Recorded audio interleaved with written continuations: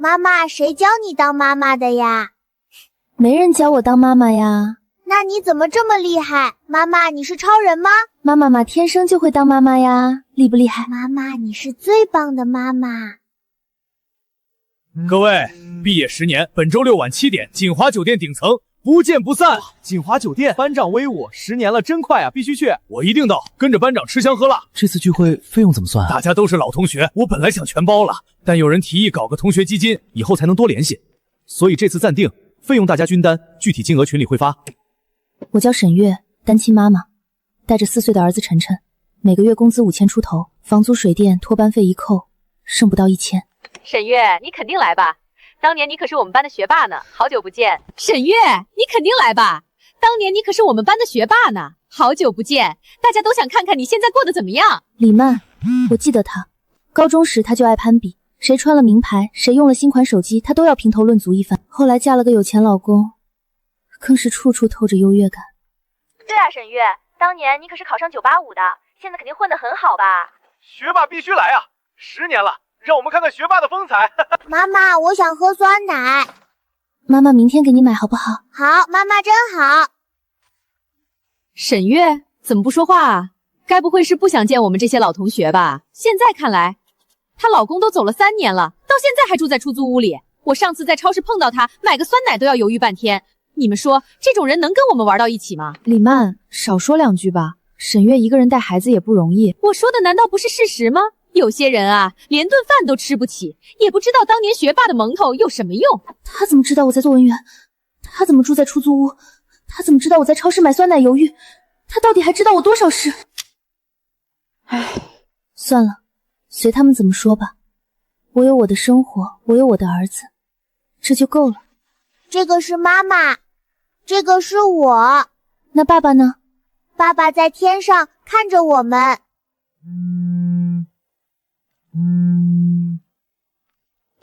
来，我们给小房子安一扇门。晨晨乖，不怕。沈月，看我们玩得多开心，你没来真是可惜了。哦，对了，王浩说了，下次聚会他请客，你应该能来吧？毕竟不用花钱。冷静，沈月，冷静。但我不明白他为什么这么讨厌我，难道仅仅因为我穷？李曼，你今天说的每一个字我都记住了，总有一天。我都那么激她了，把她老公都搬出来了，她居然还忍得住。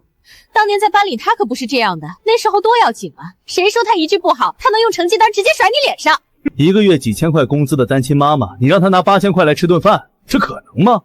也是，你是没看到她今天在群里的样子，我都那么说她了，她连回嘴都不敢。当年那个骄傲的学霸，现在怂得跟鹌鹑似的。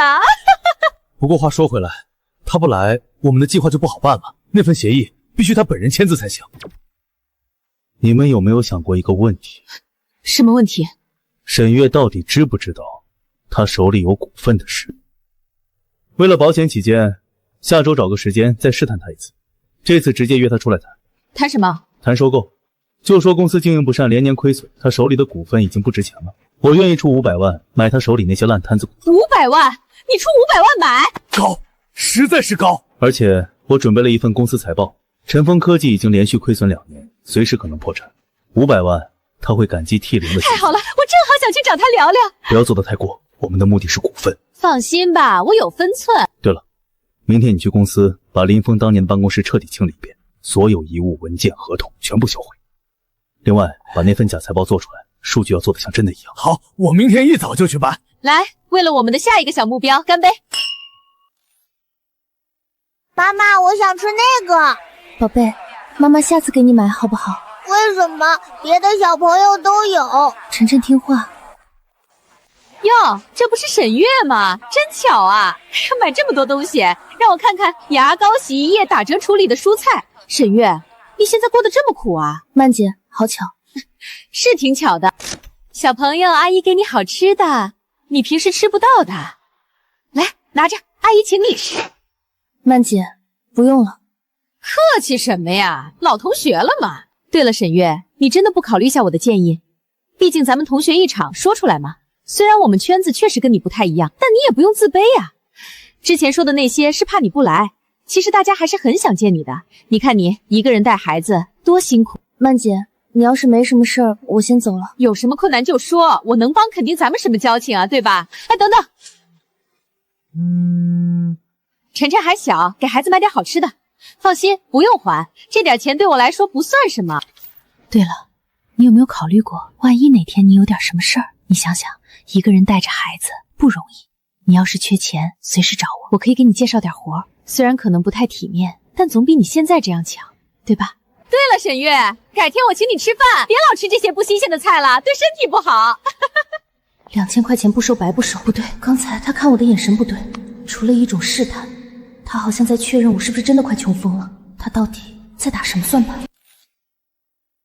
妈妈，手机借我一下嘛，我要给爸爸打电话。晨晨，别乱动妈妈手机哦。就看一下嘛，一下下。小心点儿，别摔着了。妈妈，爸爸什么时候回来呀？他的衣服太大了，我穿不了。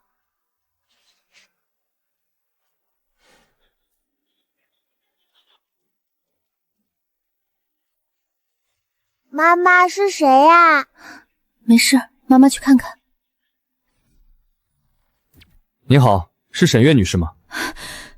是，我是陈卓，正明商业调查事务所高级合伙人，这位是赵正养律师。沈女士，我们受一位已故委托人的嘱托，有非常重要的事情需要与您当面沟通。已故委托人，这5个字像一块巨石，狠狠砸进我的心里。你们说的委托人是林峰？是的，沈女士，3年前他在我所立下了这份遗嘱。3年前，因为林先生特别嘱托，遗嘱内容必须在他去世3年后才能正式向您披露。为了保护你，沈女士，接下来的话，请您做好心理准备。为什么？请说。林峰先生生前是公司最大的单一股东，根据遗嘱内容，这些股份全部由您继承。按目前市值，您继承的股份价值约为2亿。2亿，晨风科技最大股东。另外，他在遗嘱中附了一段说明，我读给您听。月月，当你听到这段话的时候，我已经不在了。这3年里，我让律师封锁消息，不让你知道公司的任何事，因为如果你太早知道，陈默和王浩他们会想尽一切办法从你手里夺走股份。我知道你不是他们的对手，但3年过去，他们一定已经放松了警惕。对不起，这3年你一定吃了很多苦，现在是时候去拿回属于我们的一切。但有一个问题，这3年晨风科技的实际控制权加上王浩、李曼等人的股份，他们控制了董事会多数席位。不仅如此，我们发现公司账目出现了很多漏洞。沈女士，我们还发现了一件严重的事，林先生的事故存在多处疑点，相关部门已受理重新调查申请。事故发生后，我们找到了目击证人，一个保安，但第2天那个保安就离职了。我该怎么做？2条路，第一，直接摊牌，但这会引发他们的疯狂反扑。第2条，先收集证据，不打草惊蛇，我选第2条，等时机成熟，一击致命。但在那之前，我有一个问题，我老公有没有给我留下别的东西？林先生还有一句话，他说，月月，如果你在听完这些后第一反应不是害怕，那说明你已经准备好了。我把真正的武器留在了只有你能找到的地方，银行的保险箱里。林峰到底还藏了多少秘密？那个保险箱里究竟有什么？从超市那天开始，那种被扣客式的感觉就一直在。每一个看向我的人都像是王浩的同伙。你好，我想办理保险箱业务。这些文件我等了3年。沈女士，请跟我来。终于走到这一步了，这里好冷。林峰，你也曾走过这条路吗？沈女士，这边请。里面有他留给我的真相。沈女士，就是这个了。A073，林峰，你在这里放了什么？拜托，一定要猜。找到了，他真的留了东西给我。林峰，你到底藏了什么？这些文件是什么？王浩说的那个项目竟然是真的，但是甲方是林峰，那王浩当年说要兜底的技术是林峰开发的，这到底是怎么回事？为什么王浩的名字在这里？林峰，你到底签了什么？最后一页，答案就在这里。林峰自愿将项目90%的收益权无偿转让给王浩，条件是王浩必须保证其家人的绝对安全。自愿、无偿、保证安全，这不是协议，这是风，这是求救信。你被人胁迫了，王浩，他们对你做了什么？王浩，你居然敢！我要让你们所有人付出代价。这些证据必须带出去，不能被发现。不能让他们知道我拿到了什么。他在看我，我被盯上了。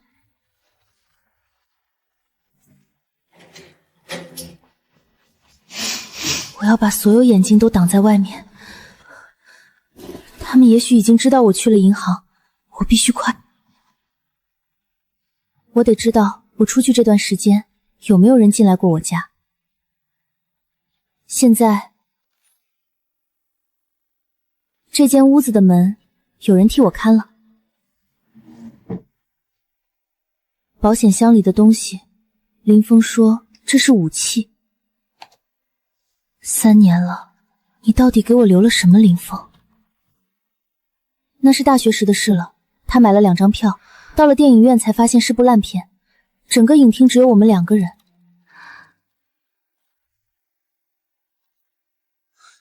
月月，听到这个声音的瞬间，3年了，我终于又听到他叫我了。对不起，瞒了你这么久，你应该已经苦了3年吧？我没有一天不担心你，但我必须这样做。瞒着我是为了保护我吗？你一个人扛了多久？我立了遗嘱，把股份都给你，必须等到3年后的第10天，才能把所有真相告诉你。第二，天双的核心代码不在公司，你在公司看到的任何技术资料都是假的，真正的核心算法在这个 U 盘里。第三，我在核心代码里藏了一套反击程序，一旦你激活它，它能锁定尘封所有服务器非法转账、伪造的财务报表。反击程序，证据。林峰，你早就料到这一天了。月月，你总是觉得自己不够聪明，但在我见过的人里，你是最坚强的。你一个人把晨晨带大，没有倒下，这本身就证明了你比你自想象的要强大的多。所以月月不要怕，你已经熬过最苦的日子了。现在带着我留给你的武器，你交给我了，我不会让你失望的。儿子名字加我生日。林峰，你永远知道什么最重要，永无 bug。这是我们大学时开玩笑说的话。反击程序激活成功，正在连接到尘封科技服务器，已植入取证模块，开始扫描历史数据。预计完成时间30个自然日，倒计时开始。1个月，林峰给我留了1个月的时间。赵律师，遗嘱的事我已经都清楚了，保险柜里的东西我也拿到了，现在我需要你们的帮助。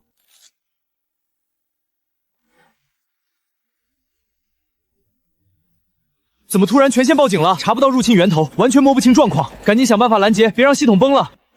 沈女士，这是股权继承公证、股东登记变更申请，签完这些，法律层面就没有任何问题了。签下这个名字，我就再也不是那个任人宰割的沈月了。下一步怎么做？我们先主动和对方沟通，试探他们的态度，引导他们主动来找你。为什么要等他们主动来找我？面对面交流，更能看清他们心里的真实想法，用它完整记下所有对话内容。我要让他们亲口说出所有真实情况。我已经对接好相关渠道，等一切准备妥当，就公开所有事情。赵律师，陈先生，接下来1个月，我需要配合完成一段计划。你比我想象的更有谋略，懂得隐藏自身，才能更好地掌握局势。我昨晚留意到家中通讯线路有异常改动痕迹，外部线路存在不明接入，对方似乎在密切关注我的日常动态。王浩那边近期还有联系您吗？喂，沈月，老同学，上次聚会你没来，我和李曼想单独请你吃顿饭。好啊，我带晨晨一起来可以吗？当然可以，带孩子来。你现在工作还好吗？太累就公司缺个前台。谢谢班长，那周6见。他们终于主动露面了。很好，周6我们会安排人员在附近接应。从现在开始，我会隐藏真实目的，谨慎周旋应对。王浩、李曼、沉默，该是理清过往，讨回公道的时候了。他们穿得像来参加颁奖典礼，我穿得像去菜市场，这正是他们想看到的。沈月，晨晨快坐快坐，晨晨都长这么大了，真可爱。李曼的笑容比头顶的水晶灯还刺眼，但我知道这笑容底下是刀。开始记录，接下来的对话都会作为后续维权参考。沈月，说实话，上次同学聚会你没来，我们都挺遗憾的。这些年过得怎么样？还行。听说你在一个小公司做文员，1个月多少钱，够不够花？意思果然如此，他的套路我再清楚不过。说实话，我们虽然拿了公司的股份，但也几年公司经营也不容易。表面风光，其实一直在亏损。陈默天天愁得睡不着。你看你身上这衣服，穿了送几年都洗白了。虽然是我穿过的，但比你这些强多了。有神仙话，陈峰科技也看着大。既然周围的那些股份现在已经不值什么钱了，那值多少？陈总之前评估过，按现在的市值，你手里这些股份大概就值。但陈总说了，看在林峰的面，他有500万买断一出你手里的股份。 500万够你和晨晨过一辈子了。你想想，1个月5000块钱贡献你呢，这个现在一下子拿500万，散了掉是沈月。你看公司真的在亏。你要是现在不签，再过几个月可能连100万都拿不到。我先借你5万块，当是预付款，你先用着。5万块换取我的签字，收下了，这是关键线索。来来来，老同学合个影。这张照片他定会对外炫耀，我会留存这份画面。签了字，500万到手，想买什么买什么。不签的话，你们会暴露更多细节。我正等着这一刻。他们在拍照，从酒店出来就跟着我了。照片发给谁？王浩还是陈默？无所谓，拍吧，都是重要线索。戏演完了，现在真实的沈月回来了。你们的谎言我都悉数记下，属于我的东西，我会一点一点全部拿回。他果然被那份假财报唬住了，翻财报的时候手都在抖。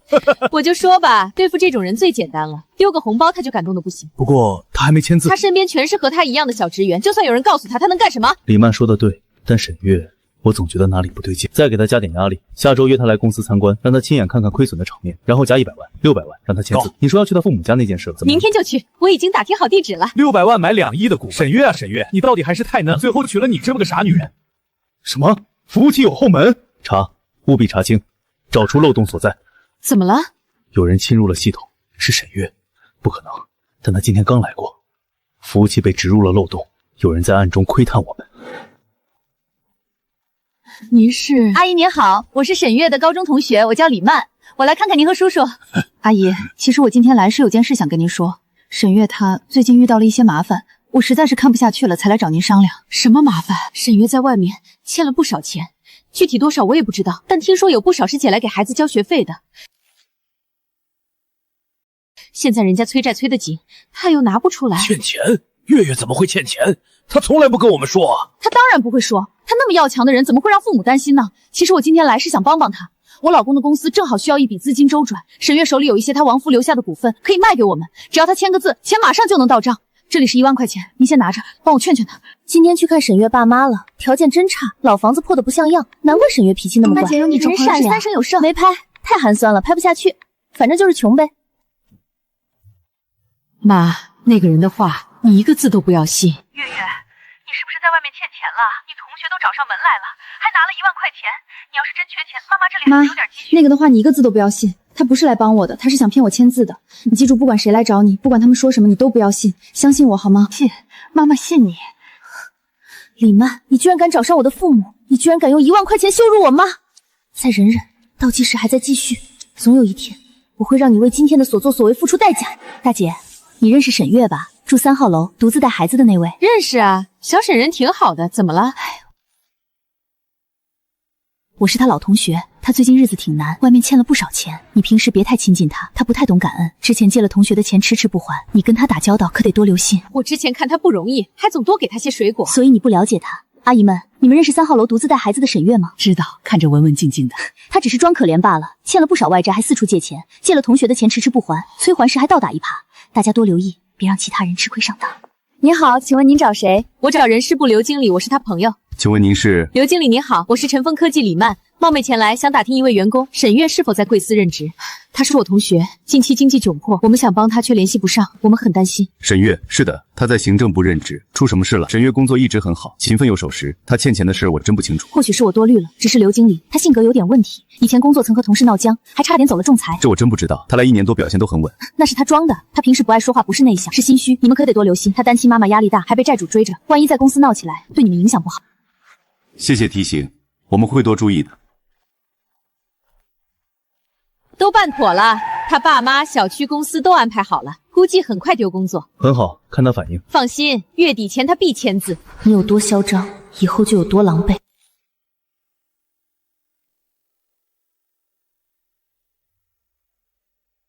刘经理好。沈月，等一下，你最近有没有什么麻烦？挺正常的，怎么了，刘经理？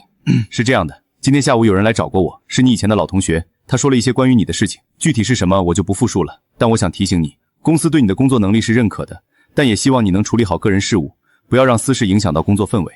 还有，你之前在上一家公司是不是跟同事闹过矛盾？刘经理，我可以很肯定的告诉您，从来没有在任何一家公司闹过矛盾，更没有闹过劳动仲裁。我不知道那个人跟您说了什么，但他说的都不是真的。沈月，如果一个人3番5次来公司说你的事儿，同事们难免会议论纷纷。而且公司最近在谈一个大客户，对方很看重合作方的声誉。如果因为这些莫须有的事影响了合作，我也不好向上面交代。我的意思是，如果情况继续恶化，公司可能要考虑跟你解除劳动合同。毕竟公司要为客户负责。我今天有人再来找你麻烦，或者公司里传了不好听的闲话，希望你能自己处理好。刘经理，谢谢您的提醒，我会处理好的，我不会让公司为难。听说了吗？他欠了好多钱，人家都找上门来了，还闹过劳动仲裁呢。平时看着挺老实，真是知人知面不知心。欠了好多钱，单亲妈妈嘛，单亲仲裁，压力大，性格偏激，人力不知心。单亲妈妈嘛，劳动者，知人知面不知心。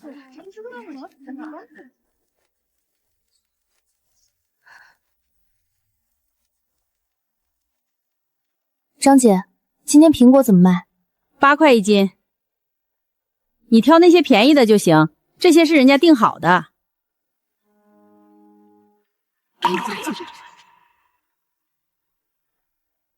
就是他欠钱不还，还骗人家的钱说给孩子看病，人家老同学都找上门来了。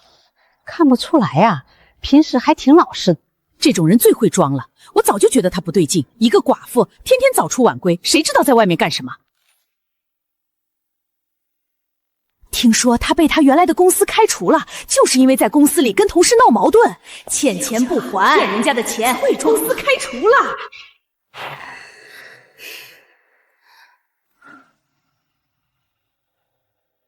再忍忍，你现在有多嚣张，以后就有多狼狈。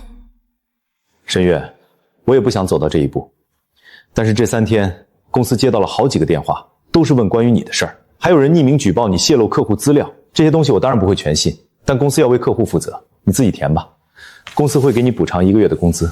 3天，李曼才来了3天，谣言、客户质疑、公司自保，李曼好手笔。刘经理，谢谢您这1年多的照顾，有朝一日您会知道真相的。这已经是谷底了，而谷底之后就是浴火重生。李曼，还剩最后几天，你等着看好戏吧。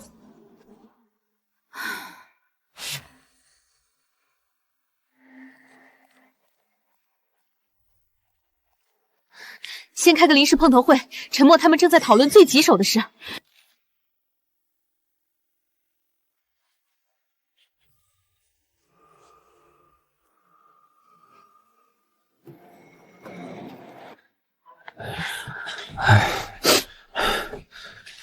沈女士，坐。本来不想让你看到这幅景象，但你是股东，有权知道真相。去年以来，我们的主打产品被竞争对手全面压制，市场份额从15%暴跌到3%，加上新能源项目技术路线错误，5个亿的研发投入彻底打了水泡。也就是说，公司目前净资产为负，如果不尽快注入资金，最多2个月就要进入破产清算程序。到时候你手里那35%的股份不仅1分钱分不到，反而因为要按比例承担公司债务，你可能还得倒贴几百万。怎么会这样？林峰不是说公司技术很厉害吗？哼，林峰，他3年前的技术早就过时了，他只会写代码，根本不懂市场，是他把公司带到沟里的。陈总那边有家投资公司愿意出价300万，买你手里所有股份300万，现金，3天内到账，你也不用承担未来的债务风险，否则一旦破产，你1毛都拿不到，还得背债。我回去想想。想可以，但快一点。投资公司的报价有效期只有5天，过了这个村就没这个店了。沈渊，我是为你好。你知道为什么陈默和王浩最近瘦了那么多吗？他们已经把房子抵押了，到处借钱堵窟窿。你要是再犹豫，到时候连300万都没了。陈默，你们亲口承认公司净资产为负，面临破产清算，股份倒贴前，这支笔录下了全部。你们脚下的法律地基已经被你们自己亲手砸碎了。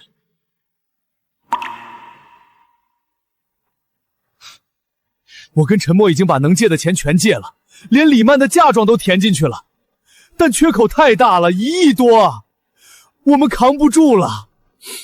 本来有家机构愿意出800万接你的股份，但人家一看负债表直接吓跑了。现在只有陈默找的那家愿意出300万，而且人家说了，只等最后2天，2天后他们也不要了。沈月，我不是逼你，我是怕你最后什么都落不着。你一个女人带着孩子，300万够你在老家买套房做点小生意了。你要是死守着那堆废纸，法院的追债函会直接寄到你家里去。沈月，你得为活着的人着想。晨晨才4岁，你忍心让他跟着你背债吗？你签字，今天下午钱就能到账。我王浩对天发誓，这是最后的机会了。我把协议带回去看一晚上，行吗？行，就1晚。明天上午10点我来找你。如果你还是不签，那我也没办法了。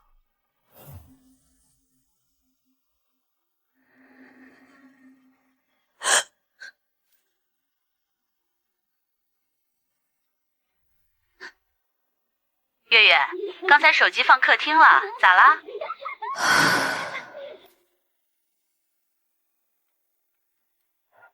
张阿姨最近还好吧？挺好的。小沈啊，我听说你……算了，不说了。阿姨，听说了什么？小沈，我跟你说实话吧，前几天有个男的来打听你，问你平时几点下班，问晨晨在哪里上学，还问你去过什么地方。他说是你同学的朋友，想给你送东西，但我看着不太像好人。赵律师，他们要在晨晨身边安插线人，合同截图我发过去了。沈女士，情况严重，我建议您暂时把晨晨送回老家，这正好说明您在考虑拿钱走人。好，我来安排。另外，刘姐这个人，我希望也一并列入证据。妈妈不哭，萌晨会乖乖的，会听外婆的话。晨晨乖，妈妈1个月后就去接你。沈月沉默说了，最多再给你1周，过了这个时间，他就只能启动强制稀释程序了。你手里的股份会变得一文不值，到时候别说300万，3块你都拿不到。对了，你爸妈那个打不到过招呼了，你好歹为他们想想，签字拿钱走人，对大家都好。谁？是谁在那里？怎么回事？这台电脑根本没有联网，有些东西不属于你，忘了它，你和你的家人才能平安。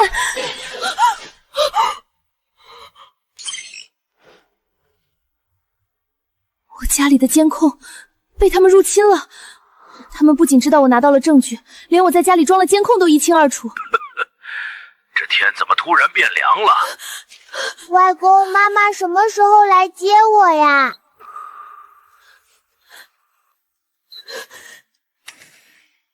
我错了，我什么都不知道，求求你们放过我，放过我的家人，我马上毁了他，我马上就毁了这一切。我要让他们看到我的崩溃，我要让他们相信我的屈服。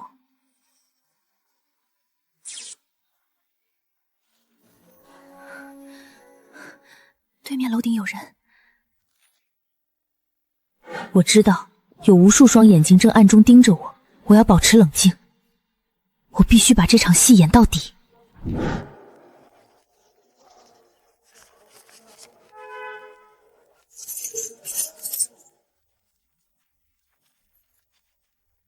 就是这里，没错。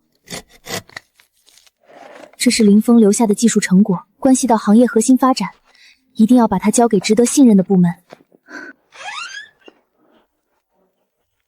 又来一个，沈月，你一定要冷静，别怕。现在我手里只剩下最关键的，也是最危险的证据，我必须把它亲手交到赵律师手里。但是我的所有联系方式都处于对方的监控之下，我必须马上想一个绝对安全的办法。我脑海里闪过无数种可能，最终一个大胆的计划在我心中慢慢成型。我需要一个可靠又绝对不会引起任何人怀疑的中间人，而这个最佳人选就是我的儿子晨晨。爸妈，我把晨晨带出去散散心，你们在家注意安全。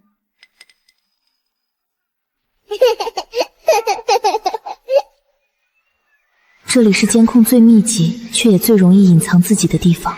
我需要一个中间人，一个绝对可靠、绝对不会引起任何人怀疑的中间人。这不是电话号码，也不是地址，这是一份3年前关于林峰那场意外的档案编号。妈妈，你在画什么呀？晨晨，妈妈去打个电话，你在等着妈妈。和我的孩子被人跟踪，我们现在在市中心儿童乐园绘画区，请求支援。小朋友，你画的真好。我被人监视了，林峰的案子有了新线索，硬盘我藏在老地方。小朋友，这幅画能不能送给叔叔？叔叔给你。沈月女士，请你跟我们回去，我们需要你配合进一步的调查。你们是坏蛋，坏蛋！晨晨，我要抓我妈妈！妈妈。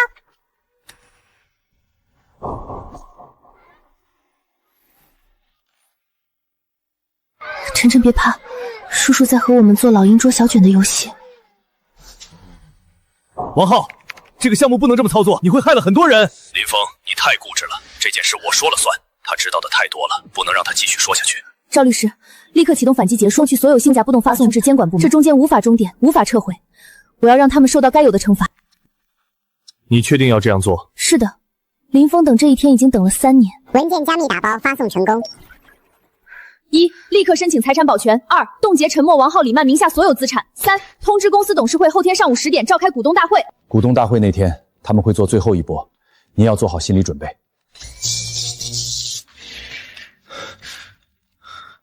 是电磁波，有人用电磁波强行注入指令。那个人就在这栋楼里，或者更近。这样看来，我们3个人恐怕不是他们的对手。我们不要慌，不要自乱阵脚，要保持镇定。对，我们不能退缩。那个人就在这栋楼里，或者更近。你是谁？谁派你来的？你们想要玩是吧？那就陪你们玩。你们技术员干什么吃的？什么情况？陈总，服务器突然出现技术故障，所有内部系统瘫痪了。是黑客攻击还是内部植入？核心数据有没有丢？10分钟后自己恢复了，但我们无法判断内核是不是已经被动过了。你们这群吃干饭的废物，拿着我的工资天天在公司混吃等死，这点问题都处理不了，养你们有什么用？不可能，沈月连你老公都斗不过我，能被你摧毁？沈月，我这么庞大的后台系统底干了什么？你给等着，别让我抓到你。沈月要开股东大会，他疯了吗？不知道，律师函是证明日务所的赵正元发的，他们明天上午10点到。公司现在负债累累，他手里的股份就是垃圾，让他开，我看得闹出什么花样？赵正宁全市前3的诉讼律师，他接的案子胜诉率超90%。那又怎样？公司都快破产了，还能怕他们不成？如果他不只是来投票，你这话到底是什么意思？说清楚点。我收到消息，沈月去过惠安银行，林峰很有可能在保险柜里给沈月留了东西。不可能！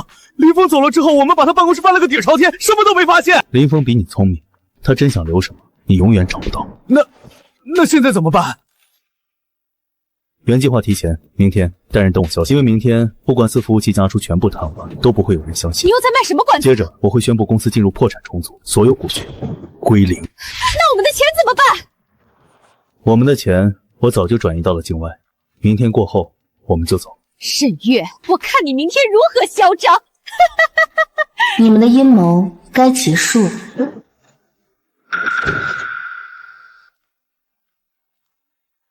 沈月，我倒要看看今天你玩什么花样。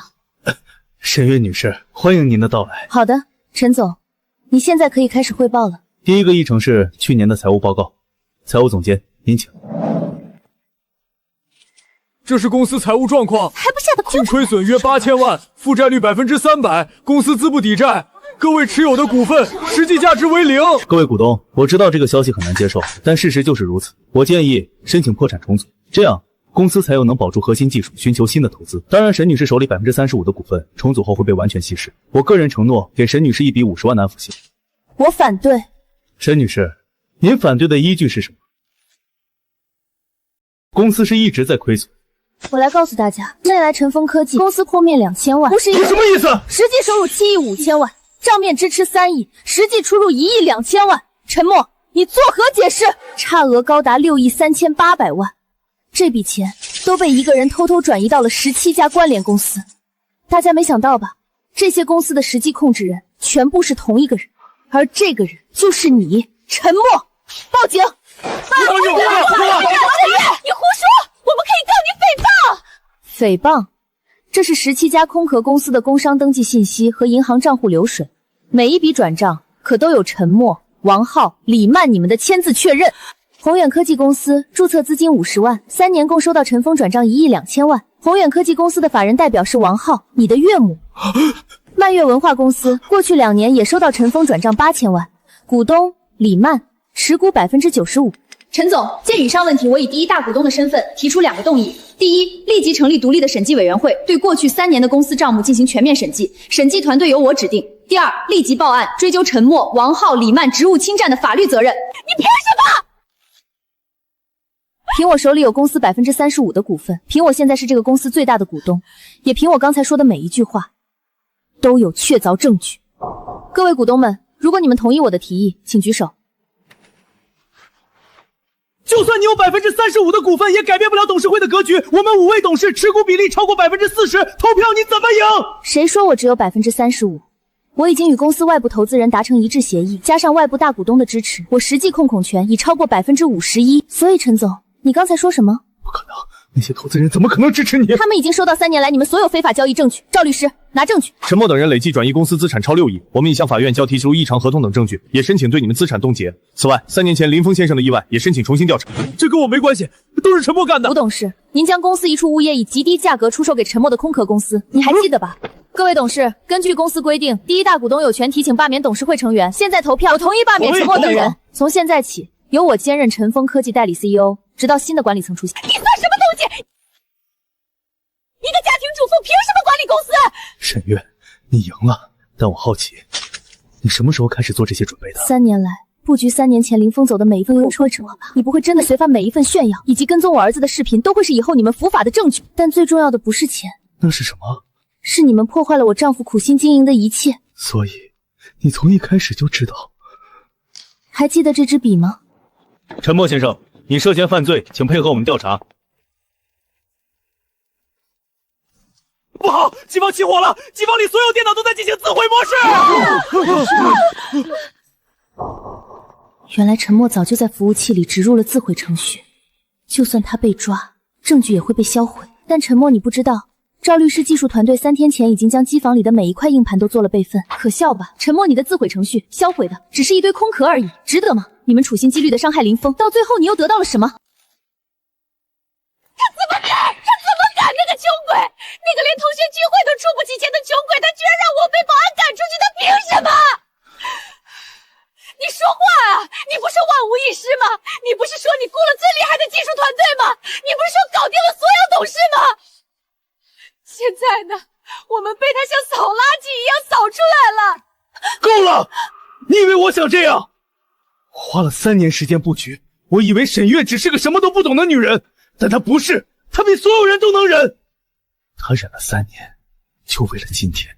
她安静下来了，但这种安静比刚才的咆哮更让她害怕。我花了3年全毁了。你知不知道，你每去他家闹一次，每在他小区造一次谣，每在同学群里多说一句，都是在给他送证据。当初是谁说的，对付这种人最简单了？是谁跑到他爸妈家装好人？是谁提议去他公司散布谣言的？我提醒过你多次，收敛一点，你不听。现在这一切都是自找的。那栋最高的写字楼顶层，陈峰科技的总部，现在那里已经不属于他了。他终于看清楚了，从第一句谣言开始，他亲手递出的每一刀，最终都扎回了自己身上。是不是我自找？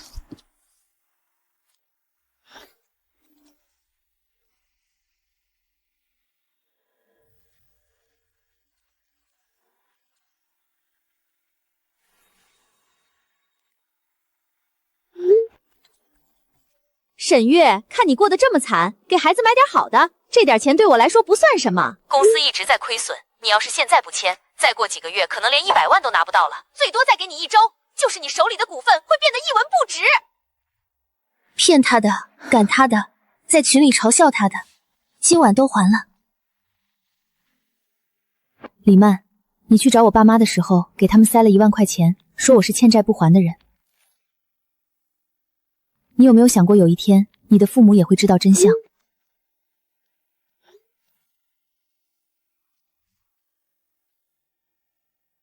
属于我的那盏灯终于亮了。3年前，他们用4份协议拿走了51%，今天用4份协议还回来。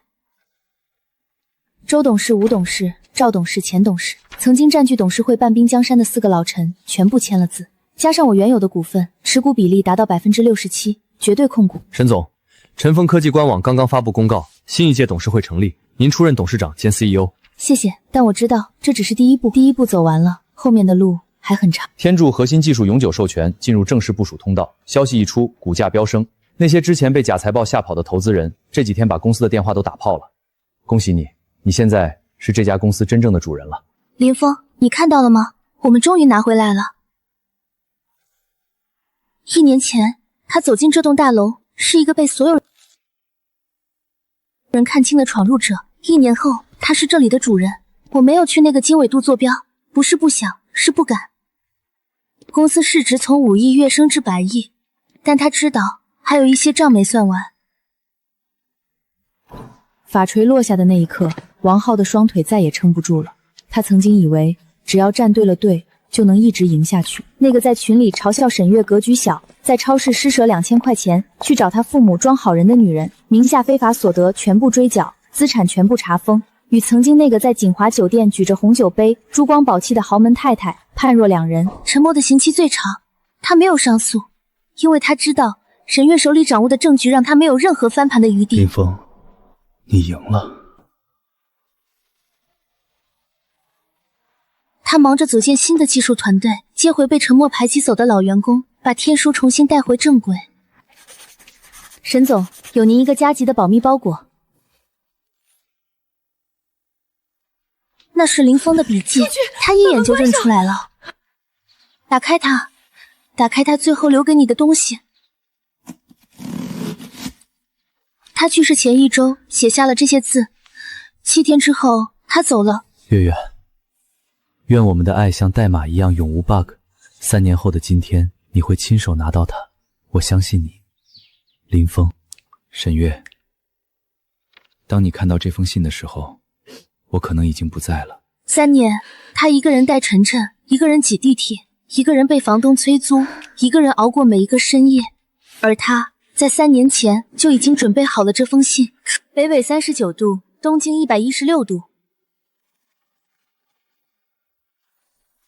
林峰，你在那里藏了什么？晨风科技今日正式向全球发布天渠系统完整版。天渠系统首次实现大规模商用，首批签约客户包括3家世界500良企业。妈妈，怎么了，宝贝？外公外婆说我们在电视上看到你了。妈妈，你是大明星吗？妈妈不是大明星，妈妈只是做了自己应该做的事。那爸爸能看到我们吗？能看到，而且他一定很高兴。但我没有去那个经纬度坐标，不是不想，是不敢。我怕找到的东西会颠覆我现在好不容易重建的一切。1年前，她是一个被群嘲羞辱的单亲妈妈；1年后，她是这座城市的传奇，是儿子眼里的英雄。但有些事，她选择不去触碰。感谢大家，尘封10年。这10年里，有林峰的创立，有偏离，也有今天在座每一位的努力与守护。但今天，我要宣布一件特别的事。月月，如果你看到这个，是我为你和晨晨做的一个小东西，它叫星盾，是一个以天都技术为内核的家用安全系统，家里的每一个智能设备不被任何人子入侵。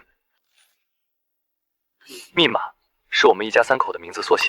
以前我总忙着写代码，没有给你足够的安全感，希望这个属于你的守护系统能一直护你周全。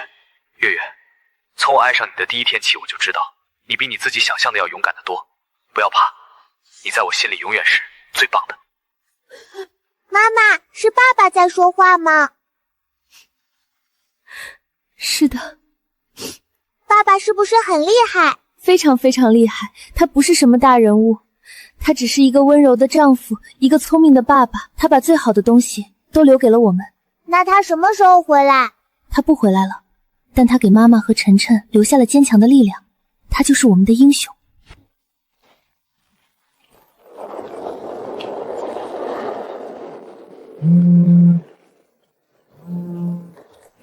还记得那个经纬度吗？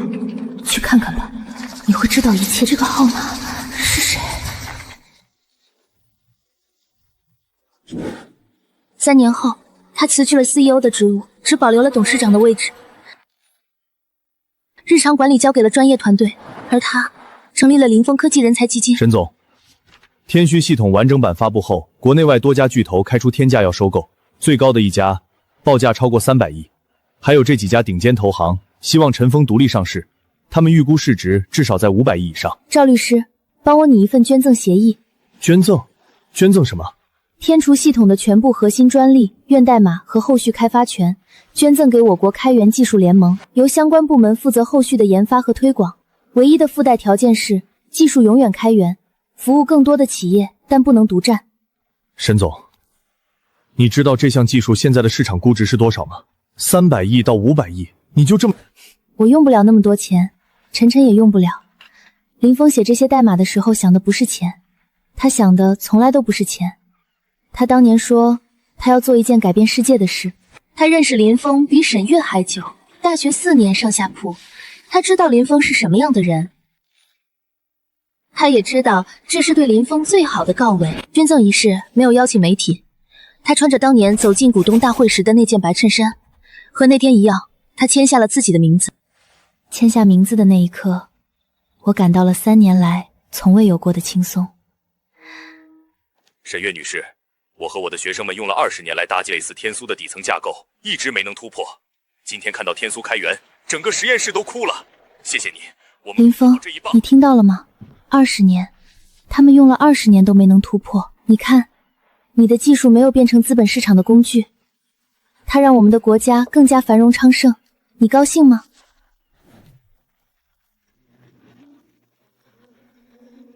沈姐好。今天过来是想跟大家说，今年的资助额度翻倍，有好的项目大胆提。沈姐，我们最近在做一个项目，用的是天书的底层架构，我们想在上面开发一套全新的系统，但有些技术难点解决不了，您能不能帮我们看看？你们试试把这段逻辑反过来写。反过来？林峰以前跟我说过，最好的解法往往藏在反向思维里。沈姐，问题解决了，整个团队都在欢呼，有人开心的跳了起来。沈姐，你太厉害了，你怎么知道要反过来？不是我厉害，是教我这句话的人厉害。沈姐，同学群又在讨论你了，说你现在是大人物，都联系不上，还有人提议想让你组织一次同学聚会，这次他们请客，等忙完这阵子吧。对了，帮我问问大家，愿不愿意来我的孵化中心看一看？都是老同学，能帮的我会帮的，过去的那些事儿已经过去了。晨晨，回家啦，今天晚上想吃什么呀？我想吃爸爸最喜欢的红烧排骨。好。妈妈，我想爸爸了，我以后一定要成为爸爸那样的人。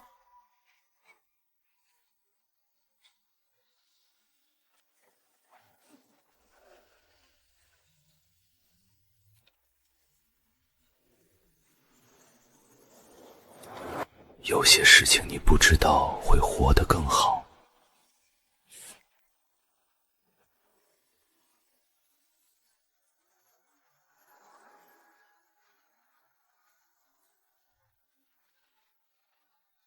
妈妈，爸爸是不是住在光里？晨晨说的对，我们要心里有光，心里有爸爸。